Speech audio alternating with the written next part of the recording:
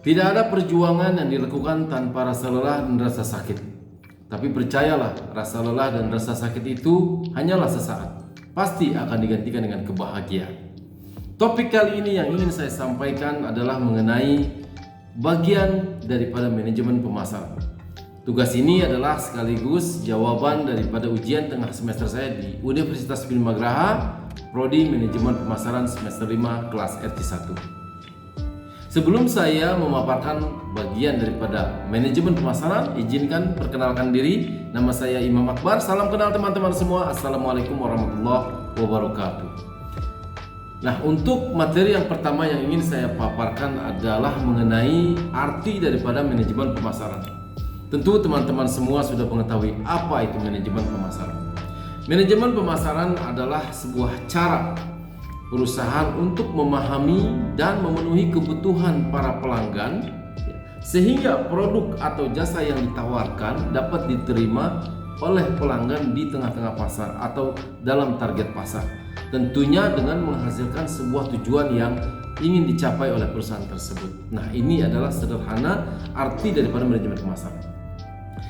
Kemudian ada topik berikutnya, yaitu konsep inti daripada pemasaran.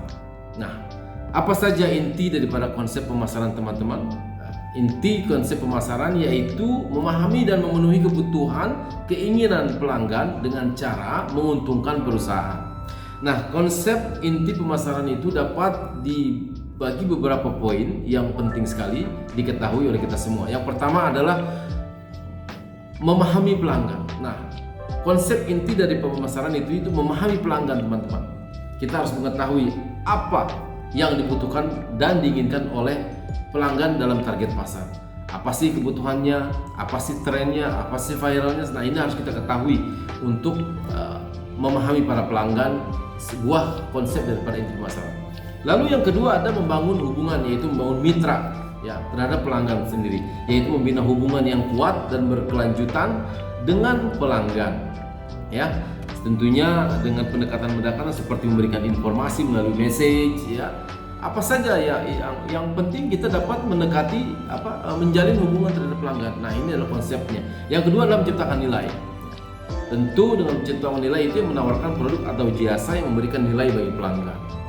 Lalu yang paling penting dalam konsep inti pemasaran adalah memperoleh keuntungan. Nah, ini sangat penting sekali, teman-teman.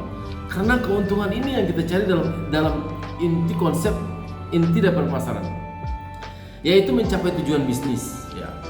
Kemudian meningkatkan penjualan, kemudian memperluas pangsa pasar, dan tentunya meraih profitabilitas. Nah, ini adalah konsep dari inti pemasaran.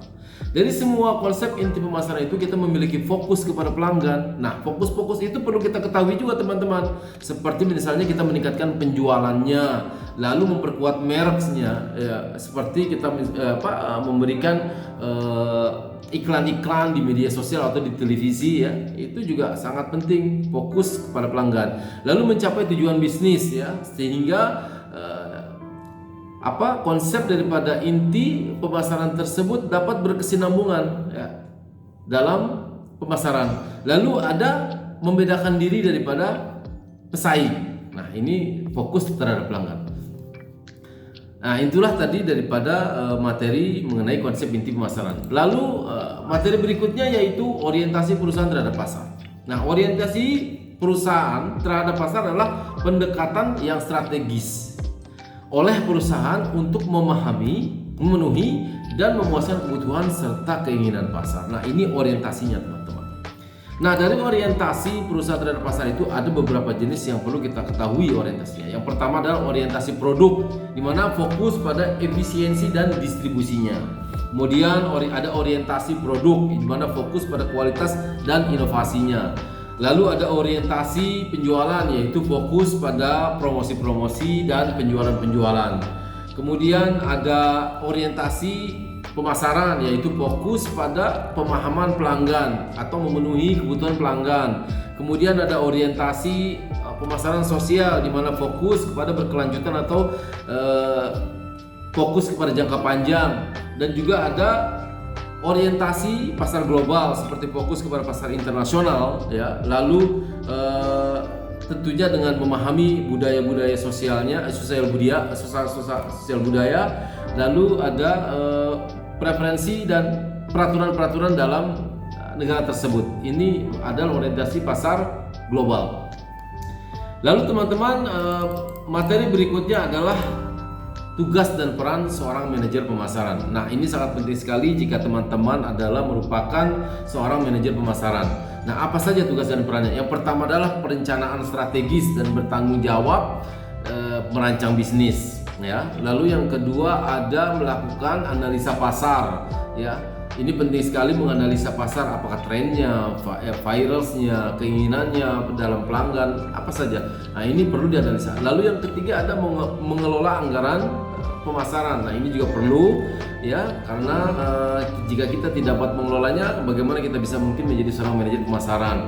Lalu membangun hubungan dengan mitra atau pelanggan, ya, baik mitra perusahaan, mitra supplier atau lain-lain sebagainya. Ini harus, ya, teman-teman menjalin hubungan. Kemudian ada inovasi, ya, berinovasi terhadap ide-ide produk baru, ya kan, atau dengan layanannya, dengan terus menciptakan up to date, ya, terhadap inovasi-inovasi dan layanan tersebut. Kemudian monitor dan evaluasi kinerja para tim, ya, ini juga penting sekali. Bagaimana kinerja tim, apakah sesuai sudah standar dengan SOP atau tidak, ya, ini perlu dievaluasi. Kemudian ada tugas dan perannya itu mengambil keputusan dan memecahkan masalah. Nah, ini juga sangat penting, teman-teman. Lalu materi selanjutnya yaitu mengenai proses perencanaan dan perencanaan strategis. Dari proses perencanaan kemudian ke perencanaan strategis. Nah, ini berkesinambungan. Tadi kita sudah mengetahui bagaimana tugas dan peran daripada seorang manajer. Nah, ini ada kaitannya, yaitu proses perencanaannya seperti apa. Yang pertama yaitu menetapkan tujuan, mendefinisikan tujuan yang ingin dicapai apa. Kemudian menganalisis suatu situasi, yaitu menganalisis lingkungan internal dan eksternal organisasi. Lalu mengembangkan alternatif, ya. Kemudian memilih alternatif yang terbaik. Nah, yang terbaik itulah yang kita pilih dalam proses perencanaan. Kemudian implementasi, dari menetapkan tujuan, menganalisa situasi, kemudian mengembangkan alternatif dan memilih yang terbaik, lalu diimplementasikan. Lah, kemudian yang terakhir adalah evaluasi. Dan lalu selanjutnya yaitu perencanaan yang strategis. Seperti apa? Perencanaan strategis itu adalah proses yang lebih komprehensif, ya, yang dari berorientasi jangka panjang. Ini melibatkan analisa mendalam tentang lingkungan bisnis. Nah, itu adalah bagian daripada proses perencanaan dan perencanaan yang strategis. Lalu kemudian materi berikutnya yaitu sistem informasi pemasaran. Nah, di dalam tim manajemen pemasaran tentu memiliki sistem informasi, teman-teman, karena ini adalah menunjang untuk sebuah analisa pemasaran, teman-teman. Sistem informasi pemasaran adalah struktur terintegrasi yang dirancang untuk mengumpulkan atau mengolah, menyimpan dan mendistribusikan informasi pemasaran yang relevan kepada yang diperlukan atau kepada manajer, ya, yang dibutuhkan untuk kemajuan pemasaran. Nah, elemen utamanya apa saja dalam sistem informasi pemasaran? Ada input data, kemudian ada output data, kemudian ada output informasinya. Yang pertama adalah input data, di mana data diambil dari berbagai sumber, ya, seperti penjualan, survei pelanggan dan kompetitor dan media sosial. Setelah diinput data, kemudian diproses datanya, teman-teman, yaitu melalui analisa seperti menggunakan sistem CRM atau Customer Relationship Management, atau juga bisa dengan SAP, ya, dianalisa, atau dengan analitik dan big data. Nah, setelah diinput data lalu diproses, kemudian di output informasinya seperti laporan yang relevan untuk membantu keputusan seperti segmentasi pasarnya seperti apa, pengembangan produknya bagaimana, dan evaluasi kinerjanya bagaimana dalam kampanye pemasaran. Nah, ini adalah sistem informasi pemasaran. Lalu dari sistem informasi pemasaran ada riset pemasarannya. Apa itu riset pemasaran? Riset pemasaran adalah proses sistematis untuk mengumpulkan dan menganalisis informasi terkait pasar, konsumen, dan pesaing dengan tujuan mendukung keputusan pemasaran. Tahapan-tahapannya juga ada dalam riset pemasaran. Contohnya seperti apa? Identifikasi masalah, ya. atau peluang. Nah, ini peluang atau masalah juga harus kita identifikasi. Seperti misalnya menentukan tujuan utama riset, kemudian lalu mengapa penjualan menurun, kemudian bagaimana kita bisa memasarkan berbagai daerah yang belum terjangkau. Nah, ini juga harus diidentifikasi masalahnya. Lalu yang kedua ada perancangan penelitian. Nah, pemilih metode riset seperti kualitatif atau kuantitatif. Kemudian yang ketiga ada pengumpulan data ya. Seperti menggunakan wawancara, survei, fokus grup atau pengamatan. Lalu ada analisis data, yaitu di mana menggunakan statistik atau alat analitik untuk menginterpretasikan sebuah hasil. Kemudian pelaporan dan implementasi, yaitu menyusun laporan dan rekomendasi berdasarkan temuan. Nah, ini adalah tahapan-tahapan untuk melakukan riset pemasaran, teman-teman. Nah, untuk selanjutnya materinya yaitu tentang lingkungan pemasaran. Nah, dari lingkungan pemasaran ini adalah semua faktor baik dalam internal maupun eksternal yang dapat mempengaruhi kemampuan perusahaan untuk membangun dan mempertahankan hubungan yang baik dengan pelanggannya. Nah, dari lingkungan pemasaran ini terdapat jenis-jenis lingkungan pemasaran yang bisa dikategorikan menjadi dua bagian, teman-teman. Yang pertama adalah lingkungan mikro dan yang kedua adalah lingkungan makro. Nah, lingkungan pemasaran mikro itu mencakup seperti perusahaan, ya, ada perusahaan di mana semua departemen dalam perusahaan seperti departemen keuangan, departemen produksi, sumber daya manusia. Lalu yang kedua ada pemasok atau supplier yang menyediakan bahan bakunya atau komponen atau layanan yang dibutuhkan. Kemudian ada perantara pemasaran seperti pihak yang membantu perusahaan mendistribusikan produknya kepada konsumen, misalnya pengecer, grosir, atau agen. Lalu ada pelanggan atau customer, yaitu target pasar yang ingin dijangkau oleh perusahaan. Kemudian ada pesaing, kompetitor tentunya dalam lingkungan mikro. Lalu ada masyarakat, kelompok-kelompok yang mempunyai kepentingan dan dapat mempengaruhi operasi perusahaan. Nah, ini adalah lingkungan mikro yang perlu kita ketahui, teman-teman. Dan selanjutnya ada lingkungan makro. Nah, lingkungan makro ini dipengaruhi oleh beberapa faktor. Yang pertama adalah faktor demografis, di mana karakteristik populasi seperti usia dan usia jenis kelamin, kemudian pendidikan. Lalu ada faktor ekonomi. Kondisi ini dipengaruhi juga oleh tingkat inflasi atau suku bunga. Kemudian ada faktor sosial budaya yang mempengaruhi, ada nilai-nilai budayanya, gaya hidup, dan tren sosial. Kemudian ada faktor teknologi, perkembangan teknologi yang dapat menciptakan peluang atau ancaman baru bagi bisnis. Lalu ada faktor politik hukum yang mempengaruhi peraturan pemerintah, undang-undang, dan kebijakan pemerintah yang dapat mempengaruhinya kegiatan bisnis. Lalu ada faktor alam dikarenakan adanya seperti bencana alam, ya, perubahan iklim, dan lalu ada kesediaan sumber daya alam. Nah, ini adalah beberapa materi yang mengenai lingkungan pemasaran. Nah, kemudian ada pasar konsumen dan jenis pasar konsumen. Nah, pasar konsumen ini merujuk pada kelompok orang atau individu yang membeli barang atau jasa untuk kepentingan pribadi, untuk kebutuhan pribadi.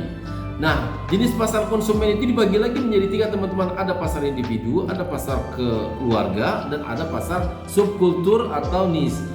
Pasar individu itu konsumen yang membeli produk untuk menggunakan kebutuhan pribadi seperti pakaian atau makanan atau gadget. Sedangkan pasar keluarga, produk yang diambil untuk keperluan keluarga seperti peralatan rumah tangga atau kendaraan.